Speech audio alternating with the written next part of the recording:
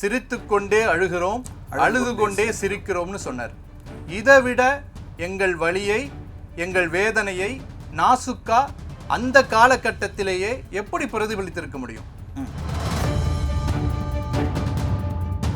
திமுக தலைமையிலான கூட்டணியில அந்த அளவு அழுத்தம் இருந்ததா, அல்லது திமுகவினுடைய அணுகுமுறை ஒரு மனக்கசப்பை அந்த நேரத்தில் மதிமுகவுக்கு கொடுத்ததா? துரதிருஷ்டவசம் அப்படிங்கிற ஒரு சொல் சர்ச்சையாவதற்கு என்ன தேவை இருக்கு?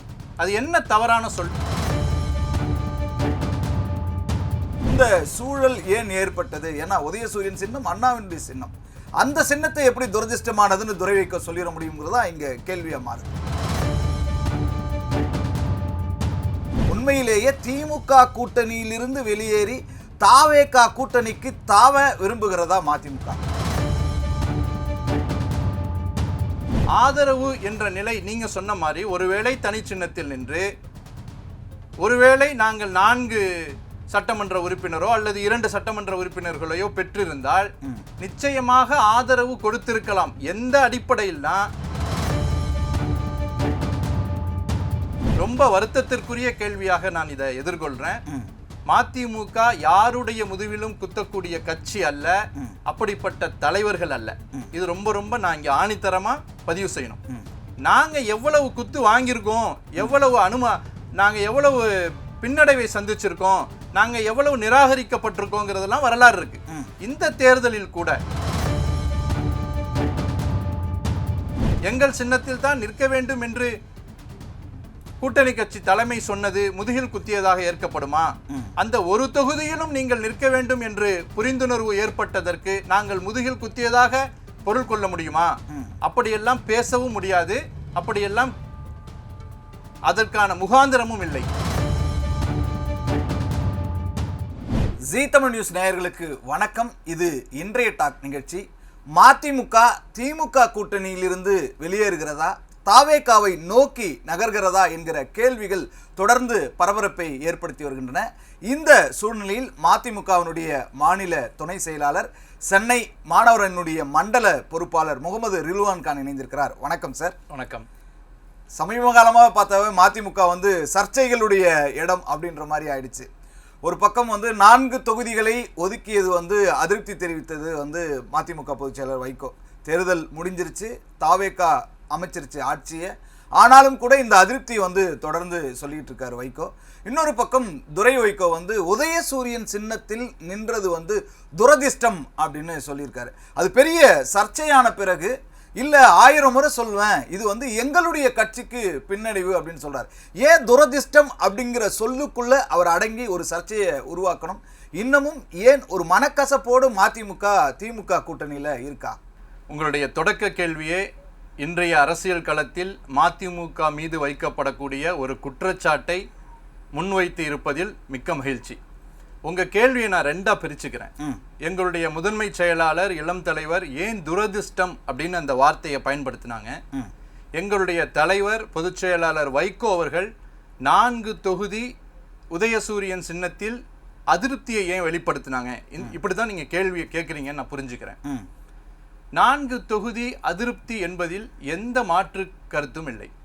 குறைவான தொகுதிகள். ஆமா, குறைவான தொகுதிகள் மட்டுமல்ல, அந்த 4லும் உதயசூரியன் சின்னத்தில் எங்களுடைய கூட்டணி கட்சி தலைமை திமுகவுடைய சின்னத்தில் போட்டியிட்டது அதிருப்தி என்பதில் ஒட்டுமொத்த மதிமுகவிற்கும் ஒரே நிலைப்பாடு, ஒரே கருத்து.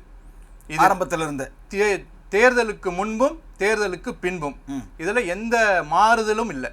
தேர்தலுக்கு முன்னாடி ஒரு நிலைப்பாடோ தேர்தலுக்கு பின்னாடி ஒரு நிலைப்பாடோ நிச்சயமா இல்லை. இதை ஏன் நான் அழுத்தமா சொல்றேன் அப்படின்னா, திமுக மதிமுக அந்த தேர்தல் தொகுதி பங்கீட்டில் 2வது 3வது கட்ட பேச்சுவார்த்தை முடிவுக்கு வந்த பிறகு அண்ணா அறிவாலயத்தின் வாசலில் நின்று எங்கள் கட்சியின் அவைத்தலைவர் திரு ஆடிட்டர் அர்ஜுனராஜ் அவர்கள் ஒரு வார்த்தையை சொன்னார். நீங்க மறந்திருக்க மாட்டீங்க. சிரித்துக்கொண்டே அழுகிறோம், அழுது கொண்டே சிரிக்கிறோம்னு சொன்னார். இதை விட எங்கள் வலியை, எங்கள் வேதனையை நாசுக்கா அந்த காலகட்டத்திலேயே எப்படி பிரதிபலித்திருக்க முடியும்? ஒரு கட்சியுடைய அவைத்தலைவர் இதை சொல்றாங்க அப்படின்னா அதுதான் எங்களுடைய அன்றைய நிலைப்பாடு, இன்றைய நிலைப்பாடு. முதல் கட்டமா பேசும்போது வந்து 3 தொகுதிகளில் வந்து உதயசூரியன் சின்னம், இன்னொரு தொகுதி சீர்காழி தனி தொகுதியில் வந்து தனி சின்னத்தில் போட்டியிடலாம் அப்படிங்கிறது தான் மதிமுகவினுடைய அறிவிப்பாக இருந்தது. ஆனால் அதற்கு பிறகு 4 தொகுதிகளிலுமே உதயசூரியன் சின்னத்தில் தான் போட்டின்னு வந்தது. இந்த மாற்றத்திற்கு நிலைப்பாடு மாறியதற்கு எது காரணம்? நிலைப்பாடு மாறியதற்கு கூட்டணி கட்சியின் தலைமையும் நாங்கள் அதை ஒப்புக்கொண்டதும் தான் காரணம். ஒரு அழுத்தமோ நிர்பந்தமோ உங்களுக்கு இருந்ததா அப்ப திமுக கூட்டணியில்? நிச்சயமாக இருந்திருக்கும் தானே. 4 தொகுதியை நாங்கள் ஏற்கவில்லை, இருந்தாலும் ஏற்றுக்கொள்ள வைக்கப்பட்டோம். 4லும் நாங்கள் தனி சின்னத்தில் போட்டியிட விரும்பினோம், அதுவும் கிடைக்கவில்லை. ஒரு தொகுதியிலாவது போட்டியிட வேண்டும் என்ற எங்களுடைய விருப்பத்தை ஏற்று அப்படி ஒரு முடிவு செய்யப்பட்டது. அதை நாங்கள் விலக்கிக் கொள்ள வேண்டிய கட்டாயம் எங்களுக்கு என்ன இருக்க முடியும்? அட்லீஸ்ட் ஒரு தொகுதியிலாவது எங்களுடைய சின்னத்தில் நாங்கள் போட்டி போடணும் அப்படிங்கிற விருப்பத்தை நாங்கள் விட்டு கொடுக்க வேண்டிய தேவையே இல்லையே. ஆனால் சீர்காழி தனி தொகுதியில் தனி சின்னத்தில் போட்டியிடலாம் அப்படிங்கிற ஒரு விஷயத்தை வைகோ அறிவித்த பிறகு திரும்பவும் வைகோ தான் சொல்றாரு, நாங்கள் வந்து உதயசூரியன் சின்னத்திலேயே போட்டியிடுகிறோன்ற அறிவிப்பு வைகோ மூலமாகத்தான் வருது. அப்போ இடையில என்ன நடந்திருக்கு? என்ன நடந்திருக்கு அப்படின்னா, அது 2 கட்சிகளுக்கும் உள்ள 2 தலைவர்களுக்கும் உள்ள ஒரு உடன்பாடா இருக்கலாம். என்ன விரிவா என்ன நடந்திருக்குங்கிறத நமக்கு தெரியாது. ஆனா நிச்சயமாக நாங்கள் அதை பின்வாங்கவில்லை. மதிமுக ஒரு தொகுதி எங்களுக்கு வேண்டாம், அதிலும் நாங்கள் உங்கள் சின்னத்திலேயே நிற்கிறோம் என்று பின்வாங்கவில்லை. அப்படி என்றால் நாங்கள் 4லும் உதயசூரியன் சின்னத்தில் நிற்க வேண்டும் என்ற ஒரு நிலை ஏற்பட்டது. அதை அந்த சூழ்நிலையில் தேர்தலின் வெற்றி வாய்ப்பை கருதி தமிழ்நாட்டின் நல்லாட்சி தொடர வேண்டும் என்ற நிலையில் ஒரு நல்ல முடிவை தலைவர் எடுத்தார். செத்தாலும் தனி சின்னத்தில் தான் போட்டி அப்படிங்கிறது தான் துரை வைகோனுடைய நிலைப்பாடு. அந்த நிலைப்பாட்டில் இருந்து இந்த அளவுக்கு வரணும்னா அப்போ திமுக தலைமையிலான கூட்டணியில் அந்த அளவு அழுத்தம் வந்து இருந்ததா, அல்லது திமுகவினுடைய அணுகுமுறை வந்து ஒரு மனக்கசப்பை அந்த நேரத்தில் மதிமுகவுக்கு கொடுத்ததா? ரெண்டுமே ஆம் தான் சொல்லணும். இதில் மாற்று கருத்தோ ஒளிவு மறைவுக்கோ வேலையே இல்லை. ரெண்டாவது, நீங்கள் முதல் கேள்வியில் கேட்கும்போது துரதிருஷ்டவசம் அப்படிங்கிற வார்த்தையை பற்றி பேசுனீங்க, அதை நம்ம கடந்து வந்துட முடியாது. துரதிருஷ்டவசம் அப்படிங்கிற ஒரு சொல் சர்ச்சை ஆவதற்கு என்ன தேவை இருக்கு? அது என்ன தவறான சொல்? அதாவது உதயசூரியன் சின்னத்தில் நின்னது துரதிருஷ்டமானது அப்படிங்கிறது இருக்குல்ல. நீங்க வந்து மதிமுக தன்னுடைய சொந்த கட்சியினுடைய அடையாளத்தை இழப்பதால நீங்க அப்படி சொல்றீங்களா, அல்லது உதயசூரியன் சின்னத்தில் நிற்கிறதே துரதிருஷ்டமானதுன்னு சொல்றீங்களா அப்படிங்கிற ஒரு கருத்து தான்.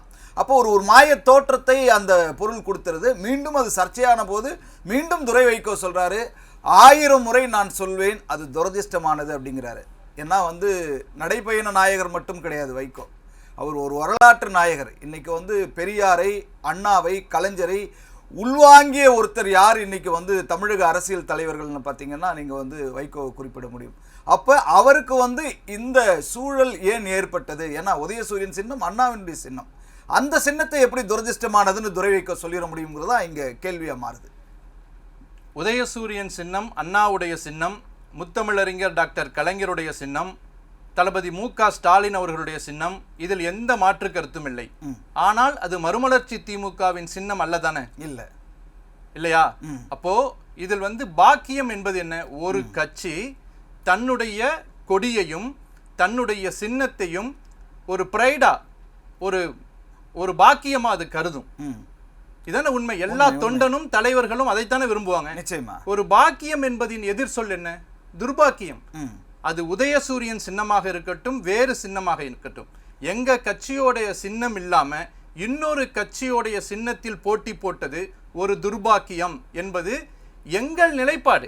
எங்க மதிமுக கட்சி ஒரு தனி சின்னத்தில் போட்டியிடுவது எங்களுடைய பாக்கியம்.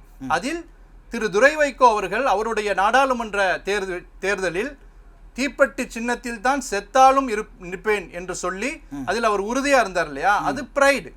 அதை நாங்கள் விட வேண்டிய ஒரு சூழல் வந்தது. அது எங்களுடைய துர்பாக்கியம்.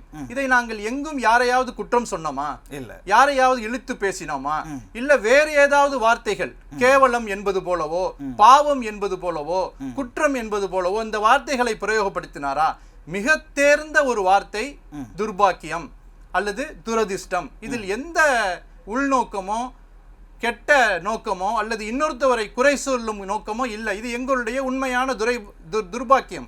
அதை அவர் மீண்டும் மீண்டும் 2-3 பேட்டிகளிலும் அழுத்தமாக சொல்கிறார், இது எங்களுடைய துர்பாக்கியம், இதை நாங்க பேசணும், எங்களுடைய பொதுக்குழுல பேசணும், தொடர்ந்து இனிமேல் இதை தொடர்ந்து இன்னொரு முக்கியமான வார்த்தையும் அவர் சொன்னார், அதை நான் இங்கு பதிவு செய்யணும். இனிமேல் நடக்கக்கூடிய நாங்கள் பங்கேற்கக்கூடிய அனைத்து தேர்தலிலும் மறுமலர்ச்சி திமுக தனி சின்னத்தில் தான் போட்டியிடும் அப்படிங்கிற ஒரு வார்த்தையை அவர் சொல்லியிருக்கார். அதெல்லாம் ஒரு தொண்டனாக எங்களுக்கு பெருமை. எங்களை வழிநடத்தக்கூடிய ஒரு தலைவர் இப்படித்தான் இருக்க வேண்டும் எங்கள் நாங்கள் உறுதியாக நம்புகிறோம், அந்த வார்த்தையை ஏற்கிறோம்.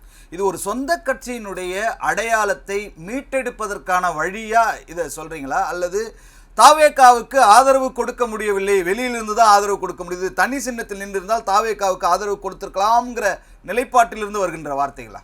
இது தேர்தலுக்கு பிறகு மட்டும்தான் இந்த பேச்சை நாங்கள் எடுத்தோம் என்றால் உங்கள் கேள்வியின் குற்றச்சாட்டு நியாயமாக இருக்கும். நாங்கள் தேர்தலுக்கு முன்பே, தேர்தல் பேச்சுவார்த்தைக்கு முன்பே ஓராண்டு காலமாக தலைவர் அவர்களும் இளம் தலைவர் அவர்களும் சொல்லிக் கொண்டிருக்கக்கூடிய வார்த்தை, கட்சிக்கு ஒரு அங்கீகாரம் கிடைக்க வேண்டும். கட்சிக்கு ஒரு அங்கீகாரம் கிடைக்க வேண்டும் என்றால் தனி சின்னத்தில் போட்டியிட வேண்டும். இது ஏதோ தாவேகா இன்னைக்கு வந்துருச்சு, அவங்க பெருவாரியா வாக்குகளை கவர்ந்திருக்காங்க, இன்னைக்கு அவங்க ஆட்சி அமைச்சிருக்காங்க, அதற்கு பிறகு ஒரு நிலைப்பாடை நாங்கள் எடுத்திருந்தால் உங்களுடைய கேள்வி நியாயமானது. நாங்கள் அப்படி ஒரு நிலைப்பாடு எடுக்கவில்லை. தேர்தல் காலத்திற்கு முன்பே, ஓராண்டு 1.5 ஆண்டுகளுக்கு முன்பே மதிமுக தனித்த பெரும் கட்சியாக அடையாளப்பட வேண்டும், அதற்கு தனி சின்னத்தில் போட்டியிட வேண்டும் என்பதை எங்களுடைய உறுதியாக இருந்தோம். அது நிறைவேற்றப்பட முடியாத ஒரு சூழலில் தேர்தலில் பங்கேற்றோம். அதன் பிறகு நாங்கள் இப்பொழுதும் எங்களை சுய பரிசோதனை செய்து கொள்வதற்காகவும் அடுத்த கட்டத்தில் எங்களுடைய நகர்விற்காகவும் இது ஒரு முக்கியமான விஷயம். ஒரு கொடி, ஒரு சின்னம், இதை நோக்கி மதிமுக பயணப்படும். ஆனால் வெளியில் இருக்கிற குற்றச்சாட்டுகள், விமர்சனங்கள் என்ன வந்திருக்குன்னு உங்களுக்கே தெரிஞ்சிருக்கும். இன்னைக்கு காங்கிரஸ் தாவேகா அமைச்சரவையில் இடம்பெற்று விட்டது, IUML இடம்பெற்று விட்டது, VCK இடம்பெற்று விட்டது. ஒருவேளை மதிமுக தனி சின்னத்தில் போட்டியிருந்தால் தாவேகாவுடன் கூட்டணி வைத்து அமைச்சரவையில் இடம்பெற்றிருக்கும்.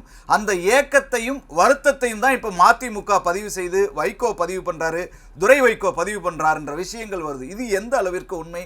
உண்மையிலேயே திமுக கூட்டணியிலிருந்து வெளியேறி தாவேகா கூட்டணிக்கு தாவ விரும்புகிறதா மதிமுக? மறுமலர்ச்சி திமுகவின் வரலாறு தெரியாதவர்கள், தலைவர் வைகோ அவர்களின் நேர்மையை புரியாதவர்கள் இந்த கேள்வியை கேட்கலாம். அதில் ஆச்சரியப்படுவதற்கு ஒன்றுமில்லை. ஆனால் பொதுவாக எல்லோரும் இந்த கேள்விக்குள் போக மாட்டாங்க. ஏன் அப்படின்னா, வாஜ்பாய் அமைச்சரவையில் வெளியுறவுத்துறையை தவிர நீங்கள் எந்த துறையை தேர்ந்தெடுத்தாலும் அதின் ஒன்றிய அமைச்சர் நீங்கள் என்று வைகோ அவர்களுக்கு கொடுக்கப்பட்டது உங்களை மாதிரி பத்திரிகையாளர்களுக்கு தெரியும். அதை அவர் ஏற்றாரா? இல்லை. ஒன்றிய அமைச்சர் அப்படிங்கிற பொறுப்பையே தனக்கு வேண்டாம் என்று சொன்னார். அதன் பிறகு பெட்ரோலியத்துறையை ஏற்றுக்க சொல்லுங்கள், அதில் நிறைய தவறுகள் நடப்பதற்கு வாய்ப்பு இருக்கு, சம்பாதிக்கிறதுக்கு வாய்ப்பு இல்லை, தவறுகள் நடத்த வேண்டிய ஒரு இடம், அப்போ வைகோ அதற்கு தகுதியானவர்னு அந்த விஷயம் அவருக்கு வந்தது, அத்வானி மூலியமா வந்தது. அதை ஏற்றாரா? இல்லை. அப்படியெல்லாம் தனக்கே மிக உயர்ந்த பொறுப்புகள் வந்தபோது ஏற்காதவர் இந்த காலகட்டத்தில் எப்படி இதற்காக இப்படி ஒரு நிலை எடுப்பார் என்று சிந்திக்க முடியும்? அதாவது தன்னுடைய கட்சியை சார்ந்தவர்களை அமைச்சராகி அழகு பார்க்க வேண்டும் என்ற ஒரு எண்ணம் கூட இருக்கலாம்ல, அதனால நான் கேட்கிறேன். இல்ல, அந்த எண்ணம் கூட இப்படி ஒரு குயுக்தியான முறையில் போய் பெற வேண்டும் என்று எப்படி நினைப்பார் அவர்? வைகோ அப்படி நினைக்கக்கூடிய தலைவர் இல்ல. அந்த வரலாறு, நம்ம அவரை பத்தின, கட்சியை பத்தின வரலாறு முக்கியம் இல்ல. பட் துரை வைகோ அதுல விரும்புறார் அப்படின்ற விஷயமோ, அல்லது விஜய்க்கு கொடுக்கிற அவர் வரவேற்பு, அவர் சொல்ற சில கருத்துக்கள், ஏன்னா ஒரு திராவிட இயக்கமாக நான் தாவேகாவை பார்க்கிறேன் துரை வைகோனுடைய கருத்து, இதெல்லாம் ஒருவேளை இப்படி இருக்குமோ அப்படிங்கிற ஒரு சந்தேகத்தை எழுப்புதே. திராவிட முன்னேற்ற கழகத்தின் தலைமையிலான கூட்டணியில் மதிமுக தொடர்வதற்கு மிக முக்கியமாக முன்வைத்த காரணங்களில் ஒன்று, மதவாத சக்தி தமிழ்நாட்டில் உள்ள வரக்கூடாதுன்னு. அப்ப அதை தாண்டி இன்னொரு சக்தி உள்ள வந்திருக்கு, அது மதவாதத்தை எதிர்க்கக்கூடிய சக்தியாகவும் இருக்கு. அப்படிங்கும்போது அதை வரவேற்பது என்ன தவறு? அதை வரவேற்பதில் ஒரு தவறும் இல்லை. அந்த நிலைப்பாடு தான் தாவேகாவை ஆதரிக்கக்கூடிய நிலைப்பாடு. அது எந்த அளவுக்கு ஆதரிக்கிறாங்க அப்படின்னா அது ரொம்ப முக்கியம் இல்ல. இப்போ நாங்க அமைச்சரவையில சேர்ந்துடுறோம், நாங்க இந்த முடிவு எடுக்கிறோம், அப்படிலாம் எதுவுமே இல்லையே. இதுல ஆதரவு என்ற நிலை நீங்க சொன்ன மாதிரி ஒருவேளை தனி சின்னத்தில் நின்று ஒருவேளை நாங்கள் 4 சட்டமன்ற உறுப்பினரோ அல்லது 2 சட்டமன்ற உறுப்பினர்களையோ பெற்றிருந்தால் நிச்சயமாக ஆதரவு கொடுத்திருக்கலாம். எந்த அடிப்படையில்னா இங்கு குடியரசுத் தலைவரின் ஆட்சி வந்துடக்கூடாது, அதன் மூலியமாக ஒன்றிய பாஜக அரசின் கை தமிழ்நாட்டில் ஓங்கிடக்கூடாதுங்கிற எப்படி கம்யூனிஸ்டுகள் ஒரு முடிவு எடுத்தாங்களோ அந்த மாதிரி ஒரு முடிவை நாங்கள் எடுத்திருக்கலாம். மேபி வெளியிலிருந்து ஆதரவு தான் இருந்திருக்கலாம், அமைச்சரவையில அப்படின்ற மாதிரி இல்லாம, அதாவது விசிக ஐயுஎம்எல் காங்கிரஸ் மாதிரி இல்லாம இடதுசாரிகள் மாதிரி வெளியிலிருந்து ஆதரவு. அப்படிதான் நான் நினைக்கிறேன். ஏன் அப்படின்னா அப்படித்தான் எங்க வரலாறு. நாங்கள் ஒரு அமைச்சருக்காக ஒரு முடிவை எடுத்தவர்கள் அல்ல, தலைவருக்கே மிக உயர்ந்த பதவிகள் வந்த போது அதை ஏற்காதவர்கள். அதனால் அந்த வரலாறை தெரிந்த ஒரு தொண்டன் என்ற முறையில் நான் என்ன நம்புறேன்னா, ஒரு தனி சின்னத்திலேயே போட்டியிட்டு இருந்தால் கூட அமைச்சரவையில் இடம் பெற்றிருப்போமா என்பது கேள்விக்குறி. ஆனால் மத்திய பாஜக மதவாத அரசு தமிழ்நாட்டில் கோலோச்சக்கூடிய மாற்று வழிகளின் மூலமாக வந்துவிடக் கூடாது என்பதற்காக ஒருவேளை நாங்கள் ஆதரவு கொடுத்திருக்கக்கூடிய நிலைப்பாடை எடுத்திருப்போம். அது ஒரு நல்ல விஷயமா தானே இருந்திருக்கும். ஆனா இப்போ திமுகவின் முதுகில் குத்த மதிமுக தயாராகிட்டது அப்படின்ற ஒரு விமர்சனம் வருது. திமுக கூட்டணியிலிருந்து எப்போது வேண்டுமானாலும் மதிமுக வெளியேறும் அப்படின்றதுக்கு இப்போ இடைத்தேர்தலில் யாருக்கு ஆதரவு அப்படிங்கிறதுல மதிமுக கிட்ட குழப்பம் இருக்குன்னு. அப்போ என்னதான் இப்போ நடக்குது? திமுக கூட்டணியில் மதிமுக தொடர்கிறதா? மதிமுக முதுவில் திமுக குத்தியதா அப்படின்னு நாம் ஒரு விவாதம் எடுப்போம். முன்னாடி இருக்கக்கூடிய காலகட்டத்தில் இந்தந்த கட்சிகள் இந்தந்த நேரங்களில் மதிமுகவின் முதுவில் குத்தியதா என்று நாம் பேசணுமா அப்படிங்கிறதெல்லாம் நம்ம எடுத்து பார்க்கணும். ரொம்ப வருத்தத்திற்குரிய கேள்வியாக நான் இதை எதிர்கொள்றேன். மதிமுக யாருடைய முதுவிலும் குத்தக்கூடிய கட்சி அல்ல, அப்படிப்பட்ட தலைவர்கள் அல்ல. இது ரொம்ப ரொம்ப நான் இங்க ஆணித்தரமா பதிவு செய்யணும். நாங்க எவ்வளவு குத்து வாங்கியிருக்கோம், நாங்க எவ்வளவு பின்னடைவை சந்திச்சிருக்கோம், நாங்க எவ்வளவு நிராகரிக்கப்பட்டிருக்கோங்கிறதெல்லாம் வரலாறு இருக்கு. இந்த தேர்தலில் கூட மற்ற கட்சிகள் உள்ளே வந்திருக்கிறார்கள் என்ற காரணத்தினால் எங்களுடைய எண்ணிக்கை குறைக்கப்பட்டது முதுகில் குத்தியதாக ஏற்றுக்கொள்ளப்படுமா? எங்கள் சின்னத்தில் தான் நிற்க வேண்டும் என்று கூட்டணி கட்சி தலைமை சொன்னது முதுகில் குத்தியதாக ஏற்கப்படுமா? அந்த ஒரு தொகுதியிலும் நீங்கள் நிற்க வேண்டும் என்று புரிந்துணர்வு ஏற்பட்டதற்கு நாங்கள் முதுகில் குத்தியதாக பொருள் கொள்ள முடியுமா? அப்படியெல்லாம் பேசவும் முடியாது, அப்படியெல்லாம் அதற்கான முகாந்திரமும் இல்லை.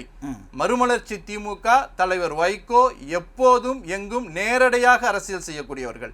முதுகில் குத்தக்கூடிய தேவையும் எங்களுக்கு இல்லை, அப்படி ஒரு அவசியமும் இல்லை. பட் ஏன் தாவேகா ரொம்ப சாஃப்டா மதிமுக டீல் பண்ணுது? எந்த பெரிய விமர்சனங்கள் இல்லாம தொடர்ந்து அவர்களுக்கான பாராட்டு. ஏன்னா முதலமைச்சராக விஜய் பொறுப்பேற்ற உடனே மதிமுக பொதுச் செயலர் வைகோ அவருடைய இல்லத்தில் சந்திக்கிறார்.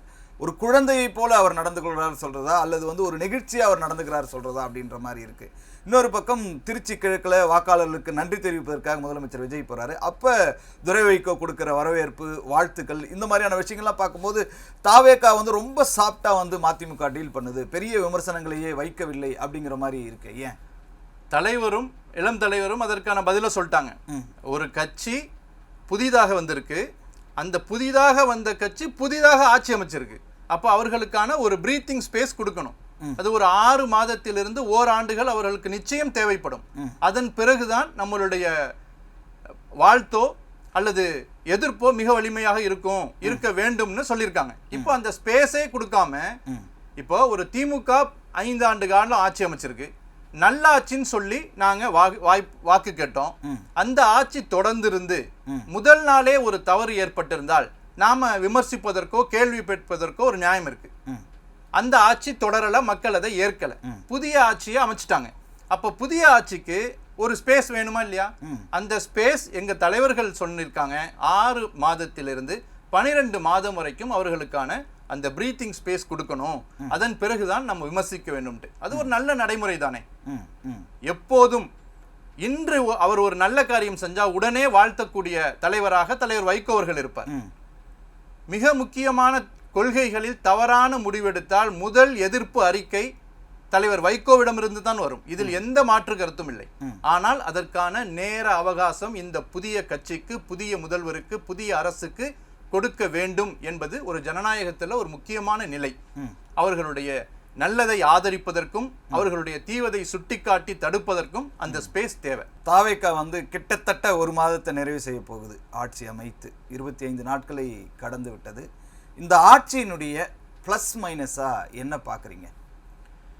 இல்லை, ப்ளஸ் மைனஸா இப்போவே நாம் பார்க்க வேண்டும் அப்படிங்கிற அவசியம் இல்லை அப்படிங்கிறது தான் எங்களுடைய நிலைப்பாடு. ப்ளஸ் அப்படிங்கிறது வந்து ஒரு உதாரணத்துக்கு என்ன சொல்லலாம் அப்படின்னா, அவர் ஜெயித்த பிறகு, வெற்றி பெற்று ஆட்சி அமைத்த பிறகு தலைவரை பார்க்கறதுக்காக அண்ணா நகர் இல்லம் வர்றார். அப்போது அவங்க எல்லாம் பேசி முடிச்சுட்டு தலைவர் வந்து எங்களுடைய அன்றைய மாவட்ட செயலாளர், இன்றைய துணை பொதுச் செயலாளர் அண்ணன் ஜீவன் அவர்களை கூப்பிட்டு அறிமுகப்படுத்துகிறாரு. அவர் சொல்கிறாரு, ஜீவன் தன்னை அறிமுகப்படுத்திக்கிட்டு, நான் வந்து உங்களுடைய பெரம்பூர் தொகுதியில் 35வது வார்டு கவுன்சிலர் அப்படின்னு சொல்கிறார். அதற்கு முதல்வர் சொன்ன வார்த்தை என்ன தெரியுமா? மகிழ்ச்சி, நீங்களும் நானும் சேர்ந்து மக்கள் பணி செய்வோம் அப்படின்னு சொல்கிறாரு. ஒரு எதிர் முகாமில் இருக்கக்கூடிய ஒரு கட்சியுடைய ஒரு கவுன்சிலர், ஒரு முதல்வர், நீங்களும் நானும் சேர்ந்து மக்களுக்கு நல்லது செய்வோம்னு சொல்கிறார். அப்போ அவருடைய நோக்கம் நல்ல நோக்கமாக தான் இருக்கு அப்படிங்கிறத புரிஞ்சு கொள்ள முடியுது. அந்த நோக்கத்தில் அவர் எவ்வளவு வெற்றி பெறுகிறார் அப்படிங்கிறது வருங்காலங்களில் தெரியும். அதன் அடிப்படையில் அந்த அவருடைய அரசுக்கு அவருக்கு நாம் மதிப்பெண்களை வழங்கலாம். எதெல்லாம் சரியா இருக்கோ, ஒரே ஒரு விஷயத்தில் மதிமுக எப்போதும் தெளிவாக இருக்கும். சரியான விஷயங்களை ஆதரிக்கும், வாழ்த்தும், வரவேற்கும். தீய விஷயங்களை முதல் ஆளாக எதிர்க்கும், ஆர்ப்பாட்டம் நடத்தும், களம் அமைக்கும். அதில் தலைவரும் மதிமுகவும் என்றென்றும் மாற்று நிலையில் செல்லவே செல்லாது. இந்த இடைத்தேர்தல் இப்போ வரப்போகுது அப்படின்னா, அப்போ வந்து மதிமுகவுடைய நிலைப்பாடு என்ன இருக்கும்? எந்த கூட்டணிக்கு ஆதரவு அப்படிங்கிற நிலைப்பாடு எடுப்பாங்க? அதுக்கு இப்போ எந்த அவசரமுமே இல்லையே. இப்போ ஜூன் 27 அவசரமான ஒரு பொதுக்குழு இருக்குது. அந்த பொதுக்குழுவில் இதற்கான முடிவுகள் எடுக்கப்படும் அப்படின்லாம் சொல்லப்படுது. இல்லை, அப்படி எதுவும் இல்லை. அதற்கான முகாந்திரங்கள் எதுவுமே இல்லை. அதாவது பொதுக்குழு என்பது, மறுமலர்ச்சி திமுகவுடைய பொதுக்குழு ஒவ்வொரு ஆண்டும் ஜூன் மாதம் கூடும். அதே போல இந்த ஜூன் மாதம் கூட போகுது. இதில் வந்து தேர்தலுடைய பெற்ற வெற்றிகள், அடைந்த தோல்விகள் எல்லாவற்றையும் விவாதிப்போம். அது மாதிரி நான் ஏற்கனவே இருந்த கூட்டணி, எதிர்காலத்தில் இருக்கக்கூடிய வாய்ப்புகள் எல்லாத்தையுமே ஒரு கட்சி பேசும் தானே. அப்படிப்பட்ட ஒரு பொதுவான வழக்கமாக நடைபெறக்கூடிய, ஒவ்வொரு ஆண்டும் நடைபெறக்கூடிய ஒரு பொதுக்குழு தான் இது. இது வந்து ஒரு சிறப்பு பொதுக்குழுவும் அல்ல, ஒரு அவசர பொதுக்குழுவும் அல்ல. எல்லா ஆண்டும் ஜூன் மாதம் நடைபெறக்கூடிய ஒரு பொதுக்குழு 2026ஆம் ஆண்டும் ஜூன் மாதம் 27ஆம் தேதி நடைபெறுகிறது. அதில் மதிமுகவிற்கு சாதக பாதகங்களை மிக விரிவாக விவாதிக்கப்பட வேண்டும் என்பது தொண்டர்களின், தலைவர்களின் கருத்து. அது அந்த நாளில் நடைபெறும். ஒருவேளை ஏன்னா வந்து துரைவைக்க சொல்லியிருக்காரு, இந்த தீர்மானம் கூட தாவேக்காவுக்கு ஆதரவாக இருந்தால் அது ஜனநாயகத்துக்கு எந்த பிரச்சனையும் கிடையாது. ஒரு பொதுக்குழுவில் தீர்மானம் நிறைவேற்றத்தில் என்ன தப்பு இருக்குது அப்படின்னு ஒரு கேள்வியை வந்து அவர் கேட்டிருக்காரு. இல்லை, அதாவது ஆதரவு எதிர்ப்பு அப்படிங்கிறதை நோக்கி இந்த பொதுக்குழு போகலை. அது ரொம்ப முக்கியமாக நான் இங்கே பதிவு செய்யணும். இது வழக்கமான பொதுக்குழு, அவசரமான பொதுக்குழுவோ அல்லது சிறப்பு பொதுக்குழுவோ இல்லை. இந்த பொதுக்குழுவில் எல்லா வகையான சாதக பாதகங்களையும் மதிமுக பேசும். தன்னுடைய தொண்டர்களோடு, தோழர்களோடு, நிர்வாகிகளோடு, தலைவர்களோடு ஒரு ஜனநாயக ரீதியான ஒரு மிகப்பெரிய கலந்துரையாடல் அன்று நடக்கும். அதன் பிறகு ஒரு தீர்மானங்கள் ஏற்கப்படும். இந்த தீர்மானத்தில் எங்க முதன்மை செயலாளர் என்ன சொல்லியிருக்காங்கன்னா, எதிர்காலத்தில் மதிமுக தன்னுடைய சொந்த சின்னத்தில் தான் போட்டியிட வேண்டும் என்ற ஒரு தீர்மானத்தை நாங்கள் கொண்டு வருவோம் அப்படின்னு சொல்லியிருக்காங்க. இது 100% விவாதத்திற்கு இடமில்லாத அளவிற்கு கடைநிலை தொண்டனிலிருந்து தலைவர் வரை இந்த தீர்மானத்தை ஏற்பார்கள் என்பது என்னுடைய நம்பிக்கை. உண்மை. எனவே அதைத்தான் எங்களுடைய இளம் தலைவர் சொன்னாங்களே தவிர இதுல வேற எந்த மாற்று கருத்தும், ஆதரவு, எதிர்ப்பு என்ற நிலைப்பாட்டிற்குள் இது போகாது. ஸோ இதுவரைக்கும் அப்போ திமுக கூட்டணியில் தான் மதிமுக தொடர்கிறது, மாற்றம் எதுவுமே இல்லை. நிச்சயமா இல்லை. அதாவது நேற்று வரைக்கும் நடந்த விவாதங்களில், நேர்காணல்களில் தலைவரும் சரி, இளம் தலைவரும் சரி அதை தான் சொல்லியிருக்காங்க. இப்போது மதிமுக தன் சொந்த சின்னத்தில் நிற்காதது துரதிர்ஷ்டம் என்பது மிக மிக தெளிவான ஸ்டேட்மெண்ட். இந்த ஸ்டேட்மெண்ட்டோடைய இன்னொரு வகை, மதிமுக திமுகவின் உதயசூரியன் சின்னத்தில் நின்றது துர்பாக்கியம் அப்படிங்கிற ஸ்டேட்மெண்ட். இதை வைத்து கூட்டணியோ, இதை வைத்து திமுக தலைமையோ எங்குமோ கூட்டியோ குறைத்தோ பேசவில்லை. எனவே அதற்கான தேவையோ அதற்கான விவாதமோ இல்லை. இது மேபி தவறாக புரிந்து கொள்ளப்பட்டிருக்கலாம், அல்லது சூழ்ச்சிக்காரர்களால் திரிபுவாதமாக அது திரித்து விடப்பட்டிருக்கலாம். இதுதான் உண்மை. மதிமுக மறு கட்டுமானம் செய்ய வேண்டிய மதிமுகவை மீட்டெடுக்க வேண்டிய ஒரு தேவை இருக்கு. அப்போ இந்த பொதுக்குழுவில் வேறு என்ன விஷயங்கள் விவாதிக்கப்படும்? இன்னும் இதுக்கு மதிமுக ஒரு புத்துயிர் கொடுக்கணும், நிர்வாகிகள் மாற்றம், மாவட்ட செயலாளர்கள் மாற்றம், அல்லது ஒரு துணை அமைப்பு கிளை அமைப்பு மாதிரி ஒன்று உருவாக்கணும், அல்லது மாணவர் அணி இன்னும் பயங்கரமாக இது பண்ணணும். ஏன்னா இன்னைக்கு இளைஞர்களுடைய ஆதரவில் தான் விஜய் ஆட்சி அமைச்சிருக்கிறான் போது, அப்போ மதிமுக எந்த அளவிற்கு தங்களை மறு கட்டுமானம் செய்ய தயாரா இருக்கு? தமிழக அரசியலில் மதிமுக மட்டும் இல்லை, வெற்றி பெற்ற தாவேகாவும் வெற்றி வாய்ப்பை இழந்து எதிர்க்கட்சியான திமுகவும் அனைத்து கட்சிகளுமே இந்த அரசியல் சூழலில் தன்னை சுய பரிசோதனை மறுபரிசோதனை செய்து கொள்ளக்கூடிய காலகட்டத்தில் தான் இருக்கிறோம். அந்த வெற்றி எப்படி வந்தது என்று அவர்களும், இந்த தோல்வி ஏன் வந்தது, எப்படி தடுக்க வேண்டும் என்பது நாங்களும் இதை ஆய்வு செய்ய வேண்டியது அவசியம். அதன் அடிப்படையில் நாங்களும் மறுமலர்ச்சி திமுகவும் ஆய்வு செய்வோம். அதன் தொடக்கமாக இந்த பொதுக்குழு அமையும். அண்ணாமலையுடைய அரசியல் வருகை ஒரு இயக்கத்தை ஆரம்பிச்சிருக்காரு, விரைவில் அது புது கட்சியாக பரிணமிக்கும் அப்படின்னு சொல்லியிருக்காரு. அவருடைய அரசியல் இயக்கம் கட்சியாக மாறப்போவதையும் அடுத்த பொது தேர்தலில் போட்டி என அறிவித்ததையும் எப்படி பார்க்குறீங்க? இந்த கேள்வியை எங்களுடைய முதன்மை செயலாளர்கிட்ட கேட்டபோது அவர் அதை வரவேற்றிருக்கிறார்.